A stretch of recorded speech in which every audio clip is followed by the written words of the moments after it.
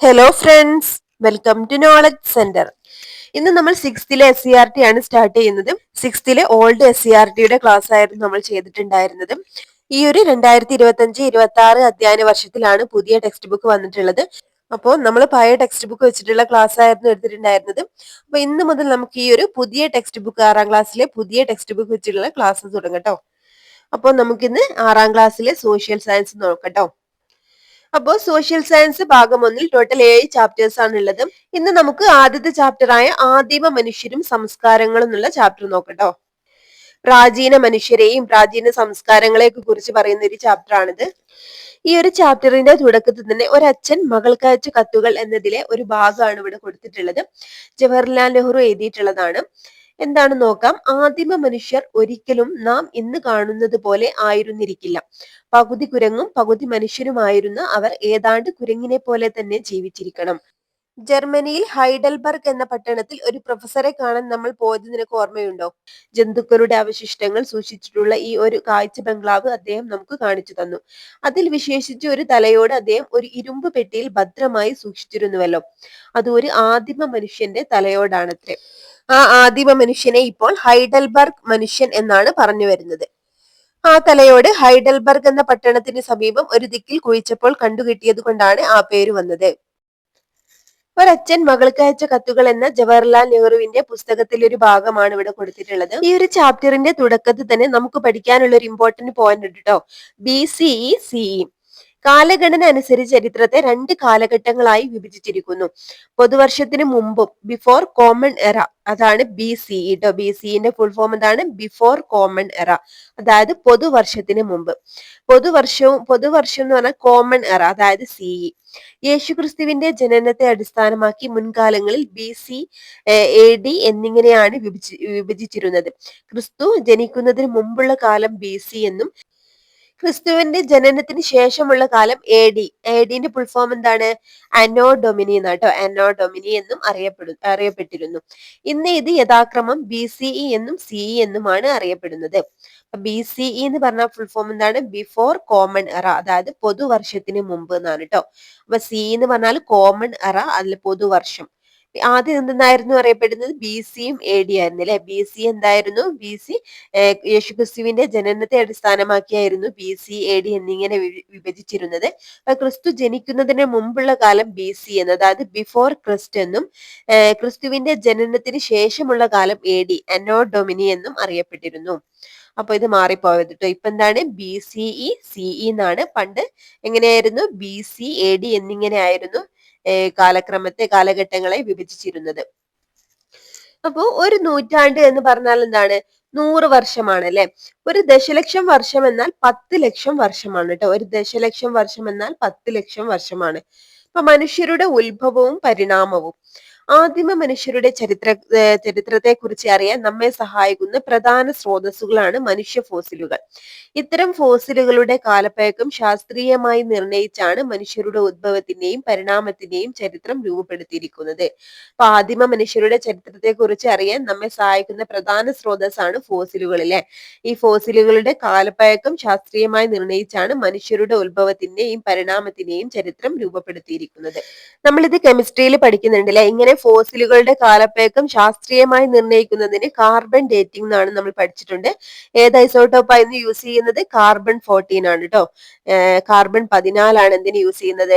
ഫോസിലുകളുടെ കാലപ്പഴക്കം നിർണ്ണയിക്കാൻ യൂസ് ചെയ്യുന്ന കാർബണിന്റെ ഐസോട്ടോപ്പ് ഏതാണ്? കാർബൺ 14 ആണ് കേട്ടോ.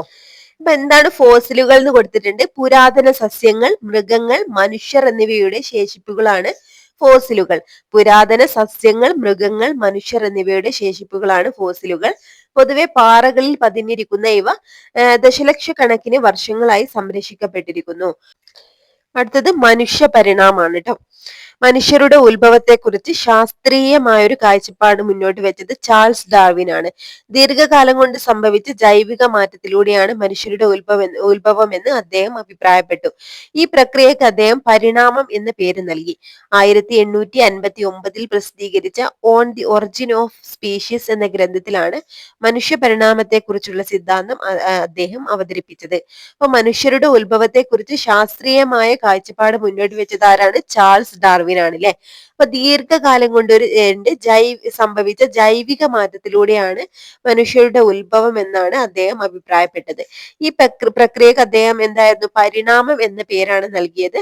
1859 പ്രസിദ്ധീകരിച്ച on the origin of species എന്താണ് 1859 അദ്ദേഹം പ്രസിദ്ധീകരിച്ച on the origin of species എന്ന ഗ്രന്ഥത്തിലാണ് മനുഷ്യ പരിണാമത്തെ കുറിച്ചുള്ള സിദ്ധാന്തം അദ്ദേഹം അവതരിപ്പിച്ചത്.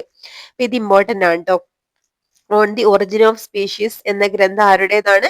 ചാൾസ് ഡാർവിന്റേതാണ്. ഏതാണ് വർഷം? 1859 ഈ ഒരു ഈ ഒരു ഗ്രന്ഥം പ്രസിദ്ധീകരിക്കുന്നത്. On the origin of species. ഇതാരാണ് എഴുതിയിട്ടുള്ളത്? ചാൾസ് ഡാർവിൻ ആണ് ട്ടോ. ഇമ്പോർട്ടന്റ് ആണ്.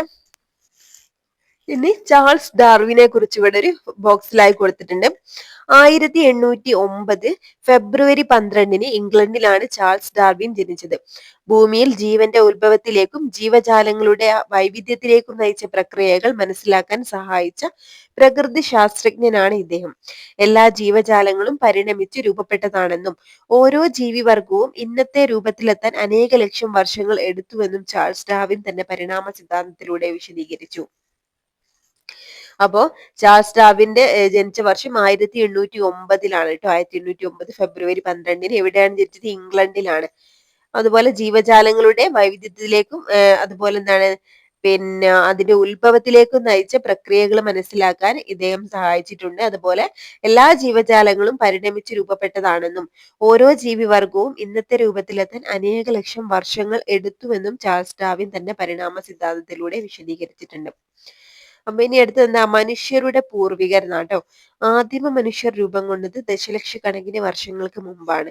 സസ്തനികളിൽ ഒരു വിഭാഗമായ പ്രൈമേറ്റുകളിൽ നിന്നാണ് മനുഷ്യ പരിണാമം ആരംഭിക്കുന്നത്. പരിണാമത്തിന്റെ വിവിധ ഘട്ടങ്ങൾ ഉൾപ്പെടുത്തിക്കുന്ന ചാർട്ട് നമുക്ക് താഴോട്ട് കൊടുത്തിട്ടുണ്ട്. അപ്പോൾ ആദിമ മനുഷ്യർ രൂപം കൊണ്ടത് ദശലക്ഷക്കണക്കിന് വർഷങ്ങൾ മുമ്പാണ്. സസ്തനികളിൽ ഒരു വിഭാഗമായ പ്രൈമേറ്റുകളിൽ നിന്നാണ് മനുഷ്യ പരിണാമം. എന്താണ്? സസ്തനികളിൽ ഒരു വിഭാഗമായ പ്രൈമേറ്റുകളിൽ നിന്നാണ് മനുഷ്യ പരിണാമം ആരംഭിക്കുന്നത്. അപ്പോൾ നമ്മൾ പറഞ്ഞു മനുഷ്യ പരിണാമത്തിന്റെ തുടക്കം പ്രൈമേറ്റുകളിൽ നിന്നാണ് അല്ലേ. പ്രൈമേറ്റുകൾ സസ്തനികളിൽ ഒരു വിഭാഗമാണ്. ഈ പ്രൈമേറ്റുകളിൽ നിന്ന് പിന്നെ ഹോമിനോയിഡുകളിലേക്കാണ് മാറിയത്. ഹോമിനോയിഡുകളിൽ 4 കാലിലായിരുന്നു നടന്നിരുന്നത് കേട്ടോ. ഹോമിനോയിഡുകളുടെ പ്രത്യേകത എന്താണ്? 4 കാലിലായിരുന്നു നടന്നിരുന്നത്. ഹോമിനോയിഡുകൾ 4 കാലിൽ നടത്തം. പിന്നെ ഹോമിനിഡുകൾ എന്ന് പറഞ്ഞാൽ ഇരുകാലിൽ നടത്തായി ഹോമിനിഡുകളിലേക്ക് എത്തിയപ്പോൾ എന്താണ്? 2 കാലിൽ തന്നെ നടക്കാൻ തുടങ്ങി. പിന്നെ ഹോമിനിഡുകൾ എന്താണ്? 2 കാറ്റഗറി ആയിട്ടുണ്ട്. ആസ്ട്രോപിത്തേക്കസും അതുപോലെ ഹോമോയും ട്ടോ. ഹോമോയെ പിന്നെയും 3 കാറ്റഗറി ആയിട്ട് തിരിച്ചിട്ടുണ്ട്. Homo habilis, homo erectus, homo sapiens. Homo habilis എന്ന് പറഞ്ഞാൽ എന്താണ്? ഉപകരണ നിർമ്മാതാക്കളാണ് കേട്ടോ. ടൂൾ മേക്കേഴ്സ് ആണ് ഹോമോ ഹാബിലിസ്. ഹോമോ ഇറക്ടസ് എന്ന് പറഞ്ഞാൽ നിവർന്നു നിൽക്കുന്ന മനുഷ്യരാണ്. ഹോമോ സാപ്പിയൻസ് ബുദ്ധിയുള്ള മനുഷ്യർ. അപ്പൊ ഒന്നുകൂടി പറഞ്ഞു നോക്കാം. പ്രൈമേറ്റുകൾ സസ്തനികളിൽ ഒരു വിഭാഗമായിരുന്നു. അത് ഹോമിനോയിഡുകളിലേക്കാണ് പിന്നെ മാറിയത്. അത് അവര് 4 കാലിലായിരുന്നു നടന്നിട്ടുണ്ടായിരുന്നത്. പിന്നെ ഹോമിനിഡുകളിൽ എത്തിട്ടോ മാറിപ്പോയത്. ഹോമിനോയിഡുകൾ കഴിഞ്ഞാലാണ് ഹോമിനിഡുകൾ എന്തായിരുന്നു? ഇരുകാലിൽ നടത്തം. ഇനി ഹോമിനിഡുകളെ 2 കാറ്റഗറി ആയി തിരിച്ചിട്ടുണ്ട്. ആസ്ട്രോപിത്തേക്കസും ഹോമോയും. ഹോമോയെ പിന്നെയും 3 കാറ്റഗറി ആയിട്ട് തിരിച്ചു. Homo habilis, homo erectus, homo sapiens. ഇപ്പൊ നിലവിലുള്ള മനുഷ്യ വിഭാഗം ഹോമോ സാപ്പിയൻസ് ആണ് കേട്ടോ. അപ്പോ നമ്മൾ ഉൾപ്പെടെയുള്ള ഇപ്പോഴുള്ള മനുഷ്യ വിഭാഗം ഏതാണ്? ഹോമോ സാപ്പിയൻസ് വിഭാഗത്തിൽപ്പെട്ടവരാണ് കേട്ടോ. ഇനി മനുഷ്യ വികാസത്തിന്റെ വിവിധ ഘട്ടങ്ങൾ.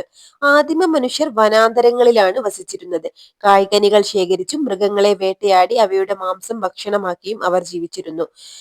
ചുറ്റുപാടിൽ നിന്നും ലഭിച്ച പരുക്കൻ കല്ലുകളാണ് ഇവർ ആയുധമാക്കിയിരുന്നത്.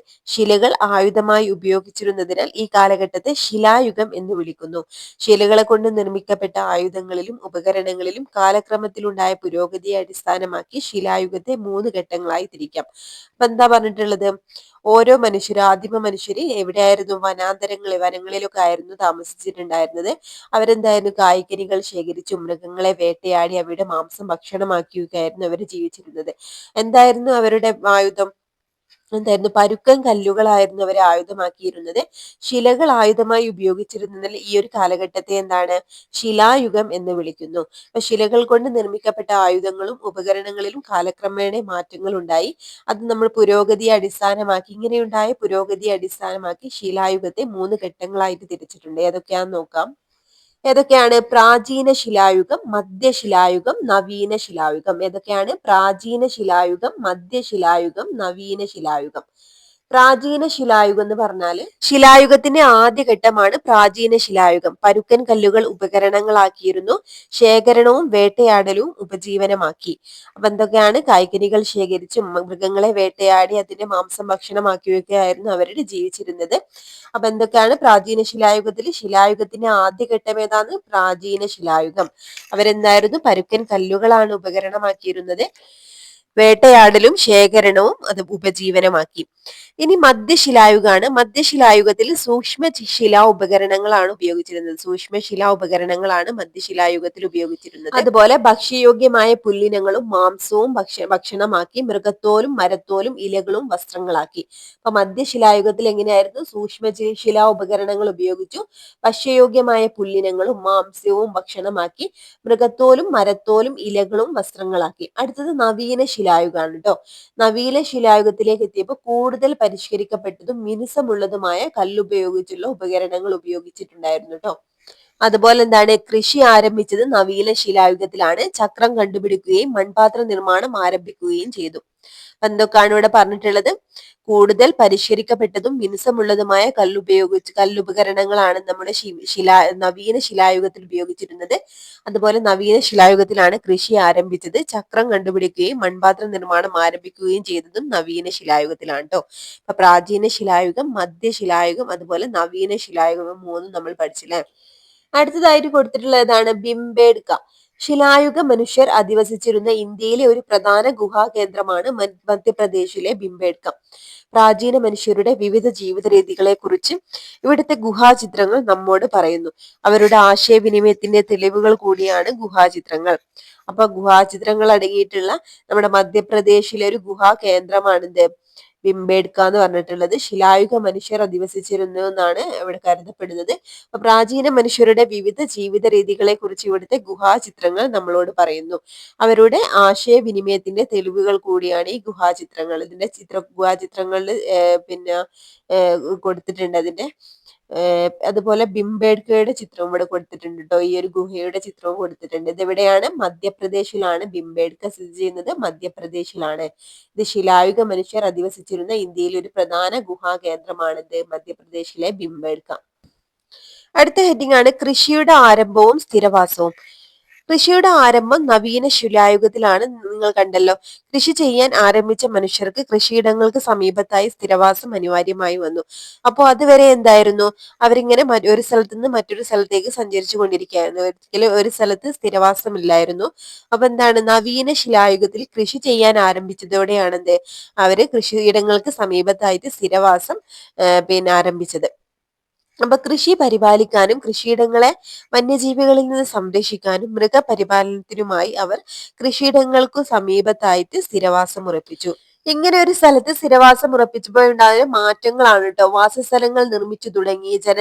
ജനങ്ങൾ തമ്മിൽ കൂടുതൽ ഇടപഴകാൻ തുടങ്ങുകയും സംഘടിത സാമൂഹിക ജീവിതത്തിന് തുടക്കം കുറിക്കുകയും ചെയ്തു.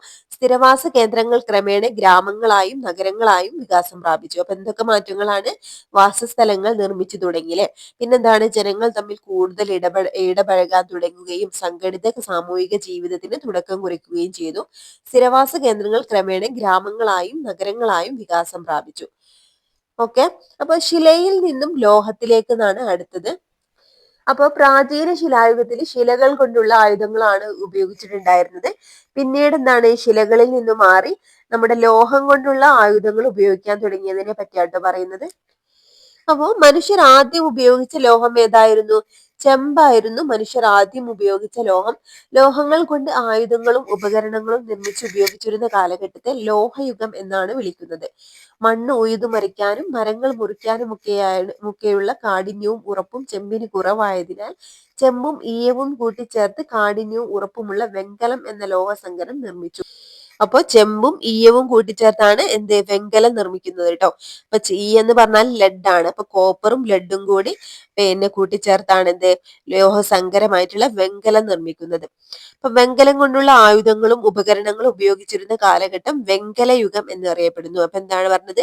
വെങ്കലം കൊണ്ടുള്ള ആയുധങ്ങളും ഉപകരണങ്ങളും ഉപയോഗിച്ചിരുന്ന കാലഘട്ടത്തെ വെങ്കലയുഗം എന്ന് അറിയപ്പെടുന്നു. വെങ്കലം കൊണ്ടുള്ള ഉപകരണങ്ങൾ ഉപയോഗിക്കാൻ ആരംഭിച്ചതോടെ മനുഷ്യ ജീവിതത്തിൽ കാതലായ മാറ്റങ്ങൾ ഉണ്ടായി. അവ എന്തൊക്കെയാണെന്നാണ് ഇനി പറയുന്നത്. അപ്പൊ വെങ്കലത്തിന്റെ ഉപയോഗം മനുഷ്യ ജീവിതത്തിൽ ഉണ്ടാക്കിയ മാറ്റങ്ങൾ എന്താണ്? വെങ്കലം കൊണ്ടുള്ള ഉപകരണങ്ങൾ കൃഷിയിടങ്ങൾ വ്യാപിക്കുന്നതിന് സഹായകമായി. അതിന് കൂടുതൽ ഉറപ്പുണ്ടെന്ന് പറഞ്ഞില്ലേ? അപ്പോ വെങ്കലം കൊണ്ടുള്ള ആയുധങ്ങളുടെ ഉപയോഗം എന്താണ്? കൃഷിയിടങ്ങളുടെ വ്യാപനത്തിനും കാർഷികോൽപാദന വർധനവിനൊക്കെ കാരണമായി. കാർഷികോൽപാദന വർധനവ് ഉൽപ്പന്നങ്ങളുടെ കൈമാറ്റത്തിനും കൈമാറ്റ കേന്ദ്രങ്ങളുടെ വികാസത്തിനും വഴിയൊരുക്കി. അപ്പൊ ഉൽപ്പന്നങ്ങൾ വർദ്ധിച്ചപ്പോ എന്താണ്? അത് കൈമാറാനും അതുപോലെ എന്താണ് കൈമാറ്റ കേന്ദ്രങ്ങളുടെ വികാസത്തിനും എന്താണ് ഇത് വഴിയൊരുക്കി എന്നാണ് പറഞ്ഞിട്ടുള്ളത്. അപ്പോൾ ഇങ്ങനെയുണ്ടായ കൈമാറ്റ കേന്ദ്രങ്ങൾ പിൽക്കാലത്ത് പട്ടണങ്ങളായും നഗരങ്ങളായും ഒക്കെ രൂപാന്തരപ്പെട്ടു. അപ്പൊ എന്താണ്? വെങ്കലം കൊണ്ടുള്ള ഉപകരണങ്ങൾ കൃഷിയിടങ്ങൾ വ്യാപിക്കുന്നതിന് സഹായകമായി. കൃഷിയിടങ്ങളുടെ വ്യാപനം എന്താണ്? കാർഷികോൽപാദന വർധനവിന് കാരണമായി. കാർഷികോൽപാദന വർധനം ഉൽപ്പന്നങ്ങളുടെ കൈമാറ്റത്തിനും കൈമാറ്റ കേന്ദ്രങ്ങളുടെ വികാസത്തിനും വഴിയൊരുക്കി. കൈമാറ്റ കേന്ദ്രങ്ങൾ പിൽക്കാലത്ത് പട്ടണങ്ങളായും നഗരങ്ങളായും രൂപാന്തരപ്പെട്ടു. ഇതൊക്കെ വെങ്കലയുഗത്തിന്റെ ഉപയോഗം മനുഷ്യജീവിതത്തിൽ ഉണ്ടാക്കിയിട്ടുള്ള മാറ്റങ്ങളാണ് കേട്ടോ. അടുത്ത ഹെഡിങ് ആണ് വെങ്കലയുഗ സംസ്കാരങ്ങൾ. അപ്പൊ വെങ്കലത്തിന്റെ കണ്ടുപിടുത്തം മനുഷ്യജീവിതത്തിൽ ഒരുപാട് മാറ്റങ്ങൾ ഉണ്ടാക്കി നമ്മൾ പറഞ്ഞില്ലേ? അപ്പൊ ഈ മാറ്റങ്ങളുടെ ഫലമായി നഗരങ്ങൾ കേന്ദ്രീകരിച്ച് വെങ്കലയുഗത്തിൽ സംസ്കാരങ്ങൾ രൂപപ്പെട്ടു. അത്തരത്തിൽ രൂപപ്പെട്ട വെങ്കലയുഗ സംസ്കാരങ്ങളെയാണ് ഇവിടെ കൊടുത്തിട്ടുള്ളത്. ഏതൊക്കെയാണ്? ഹാരപ്പൻ സംസ്കാരം,